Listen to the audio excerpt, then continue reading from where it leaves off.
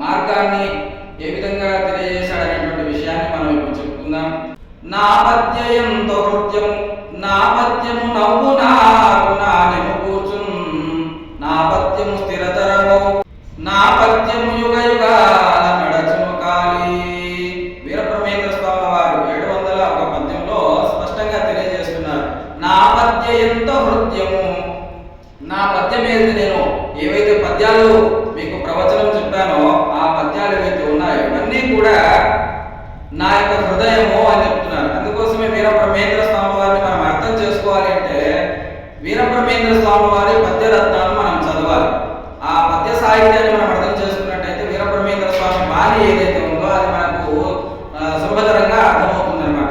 ఇక్కడ విశేషంగా వీరబ్రహ్మేంద్ర స్వామి వారు చెప్తా ఉన్నారు, నా పద్యయంతో హృదయము నా పద్యము నా హృదయం, నేను చెప్పేటటువంటి పద్యం ఏదైతే ఉందో నా హృదయాన్ని మీకు పంచిపెడుతున్నాను ఈ పద్య రూపంలో అని చెప్పేసి వీరబ్రహ్మేంద్ర స్వామి వారు 701 పద్యంలో స్పష్టంగా చెప్తా ఉన్నారు. నా పద్యము నాకు నవ్వు నానెము కూర్చున్ నా పద్యము సంతోషాన్ని కలిగిస్తుంది, నా పద్యము ఆనందాన్ని కలిగిస్తుంది అని చెప్పేసి వీరబ్రహ్మేంద్ర స్వామి వారు చెప్తున్నారు. నా పద్యము నాకు నవ్వు నానెము కూర్చున్ నానెము కూర్చున్ చాలా విలువైనది. అంటే అది ఒక మనమంతా ధన సంపాదన చేస్తూ ఉంటాం. ఎందుకంటే డబ్బు చాలా విలువైంది అని చెప్పేసి మనమంతా ధనాన్ని సంపాదన చేయడానికి చాలా ప్రయత్నం చేస్తాం. మరి ఈ ధనము ఏ విధంగా విలువైందో అట్లాగనే వీరబ్రహ్మేంద్ర స్వామి వారి యొక్క మార్గం ఏదైతే ఉందో దాని అంతకంటే ఎక్కువ విలువైంది అని చెప్పేసి వీరబ్రహ్మేంద్ర స్వామి వారు ఈ యొక్క పద్యంలో తెలియజేస్తున్నారు అనమాట.